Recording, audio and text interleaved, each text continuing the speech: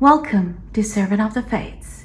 Before you is one of the rarest and strangest tarot decks, Tarocchino Montieri. It actually just celebrated its birthday. It was born in Bologna on August 6th, 1725. Let's have a look. I have wanted a copy of this deck forever, but it was so hard to find. Thankfully, Los Carabeo created a version of it for their Anima Antiqua or Ancient Soul series. This is my fifth deck from that line of historical tarot cards. Those are the other four. As you can see, they have the same type of box, very sturdy. This is the rarest of them all because just a month after its publication, the church rounded up and burned most of its existing copies. Later, I'm going to tell you why. As at Tarocchino, this deck only has 62 cards. There are no 7s to 10s, but the rest of the cards are the ones that we're familiar with compared to like the Waite and the other modern decks that we have today. They are going to be very similar and you're going to recognize them. I have copy 781 out of 2,999. The little white book looks like this. It discusses the history of the deck, such as the name of the guy who designed it, Luigi Montieri, and that it was a certain Cardinal Ruffo who ordered its burning. The backs look like this.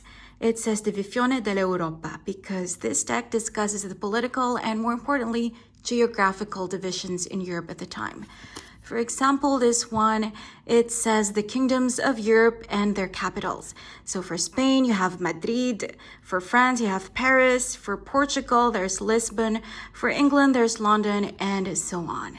This is the actual tarot image. It's just that tiny. Everything else is going to be about geography and politics and other informative things like that. Now let's take a closer look at the rest of the major arcana. Here we have the magician and his retinue of fanboys. This is the lover's card, is represented by Cupid in his cute little onesie.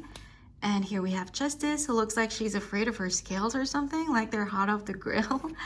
And this is Strength, who's essentially a giant because she's holding that pillar like it's something so small. This is the Chariot, who unfortunately got decapitated. And here we have the first of the four Moors. In order to avoid defending church and state, what they did with this deck is they replaced the High Priestess, the Hierophant, the Empress, and the Emperor with four Moors, and he is the first among them. Here we have the Moon, who went a little overboard with the blush. This is the Trumpets card, aka Judgment. We have this cute little baby angel blowing bubbles or something. And here we have the Sun, who looks like you just told him a dad joke and he's very unimpressed. This is Death. He looks a bit playful. I like it.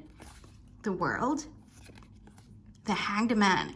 It's fairy tale-like, isn't it? It reminds me of the Elves and the Shoemaker or Snow White and the Seven Dwarfs. Very scenic. Here we have the Hermit, who has wings in this deck because single people are angelic.